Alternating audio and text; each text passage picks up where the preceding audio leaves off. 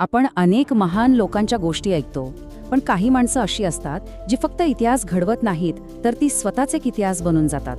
आज आपण अशाच एका कर्मवीराची गोष्ट समजून घेणार आहोत, ज्यांनी महाराष्ट्राच्या मातीत शिक्षणाची एक अशी मशाल पेटवली जिचा प्रकाश आजही लाखो घरांना उजळून टाकतोय.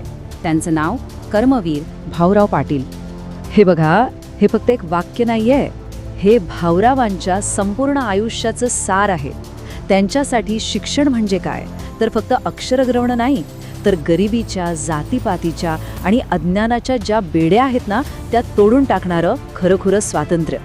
आणि हाच विचार त्यांच्या प्रत्येक कामाचा आत्मा होता. चला आपण थोडं मागे जाऊया. त्या काळाची कल्पना करा, जेव्हा ज्ञानावर फक्त काही मूठभर लोकांचीच मक्तेदारी होती.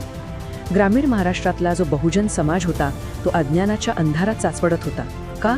कारण शिक्षणाचे दरवाजे त्यांच्यासाठी जवळपास बंदच होते. शेतकऱ्याची, मजुरांची मुलं मुली, त्यांच्यासाठी शाळेचा दरवाजा म्हणजे एक अशी पोलादी भिंत होती जी ओलांडणं जवळजवळ अशक्य होतं.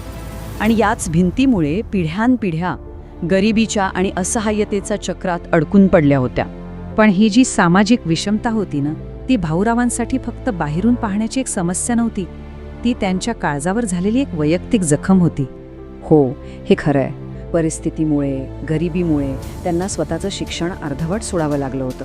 आणि हीच सल, हीच वेदना त्यांच्या मनात इतकी खोलवर रुतली की त्यांनी एक प्रतिज्ञा केली की जे माझ्या नशिबी आलं ते पैशाअभावी मी महाराष्ट्रातल्या एकाही मुलामुलीच्या नशिबी येऊ देणार नाही. त्यांच्या या वैयक्तिक वेदनेला आणि ध्येयाला दोन महान विचारांचं बळ मिळालं.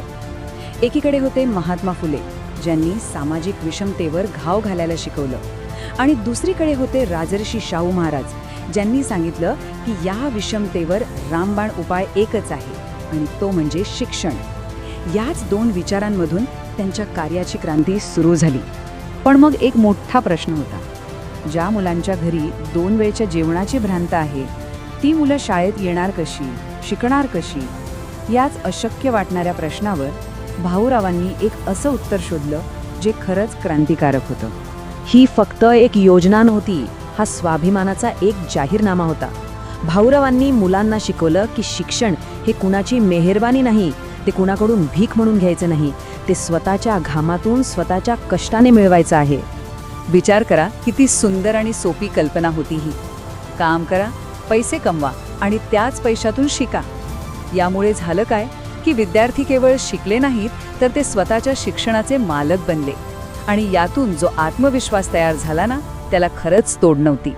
पण हे सगळं बोलायला जितकं सोपं वाटतंय ना, प्रत्यक्षात आणायला तितकंच किंबहुना त्याहून जास्त कठीण होतं. रयत शिक्षण संस्थेचं हे स्वप्न साकार करण्यासाठी त्यांना स्वतःला प्रचंड मोठी किंमत मोजावी लागली. बघा हा प्रवास कसा घडत गेला. 1919 मध्ये एका छोट्याशा रोपट्याच्या रूपात संस्थेची स्थापना झाली. मग 1924 मध्ये साताऱ्यात पहिलं वसतिगृह सुरू झालं. आणि मग तर काय, 1930 ते 40च्या दशकात संपूर्ण महाराष्ट्रात या कामाचा जणू वणवाच पेटला. पण हा रस्ता अजिबात सोपा नव्हता. एका बाजूला पैशांची सततची ओढाताण होतीच, पण त्याहून मोठा अडथळा होता समाजाचा संकुचित विचार.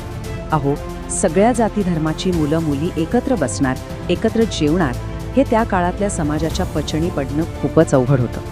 आणि त्यांच्या त्यागाची उंची किती होती हे या एका प्रसंगावरून कळतं. एकदा संस्था इतक्या मोठ्या आर्थिक संकटात सापडली की ती बंद पडायची वेळ आली. तेव्हा या माणसाने क्षणाचाही विचार न करता स्वतःची मालमत्ता विकली. विचार करा, संस्था जगवण्यासाठी स्वतःचं घरदार पणाला लावलं. ही संस्था विटा सिमेंटने नाही तर भाऊरावांच्या त्यागाने आणि घामाने उभी आहे. आणि आता पाहूया, भाऊरावांच्या त्यागाच्या आणि दूरदृष्टीच्या त्या बीजातून आज किती मोठा वटवृक्ष उभा राहिला आहे. आज रयत शिक्षण संस्थेत किती विद्यार्थी शिकतायत माहिती आहे? 4.5 लाख. हो, 4.5 लाखांहून अधिक. कल्पना करा, एका माणसाने पाहिलेलं स्वप्न आज लाखो घरांमध्ये ज्ञानाचा दिवा लावतंय. आणि यावरून एक गोष्ट स्पष्ट होते की त्यांची दृष्टी फक्त मुलांना लिहायला वाचायला शिकवण्यापुरती नव्हती. त्यांनी एक संपूर्ण शैक्षणिक व्यवस्था निर्माण केली, जिथे आज 60% शाळा आहेत, 25% ज्युनियर कॉलेजेस आहेत, 10% सिनियर कॉलेजेस आणि इतरही अनेक संस्था आहेत. म्हणजे बालवाडीपासून ते थेट पदवीपर्यंतचा शिक्षणाचा महामार्ग त्यांनी तयार करून ठेवलाय. त्यांच्या कामामुळे नक्की काय बदललं, तर जिथे शिक्षण फक्त उच्चभ्रूंची मक्तेदारी होतं, तिथे ते बहुजनांच्या घराघरात पोचलं. जिथे वर्गखोल्यांमध्ये जातीच्या भिंती होत्या, तिथे आता सगळेजण खांद्याला खांदा लावून एकत्र शिकतात. त्यांनी फक्त शाळा नाही उघडल्या, तर एका बंदिस्त समाजाला मोकळा श्वास दिला. आणि म्हणूनच शेवटी त्यांचं हेच वाक्य त्यांच्या संपूर्ण जीवनाचं आणि कार्याचं सार सांगतं. त्यांनी आपलं आयुष्य पणाला लावून हेच सिद्ध केलं की समाजात बदल घडवण्याचं सर्वात मोठं, सर्वात प्रभावी शस्त्र कोणतं असेल, तर ते आहे शिक्षण.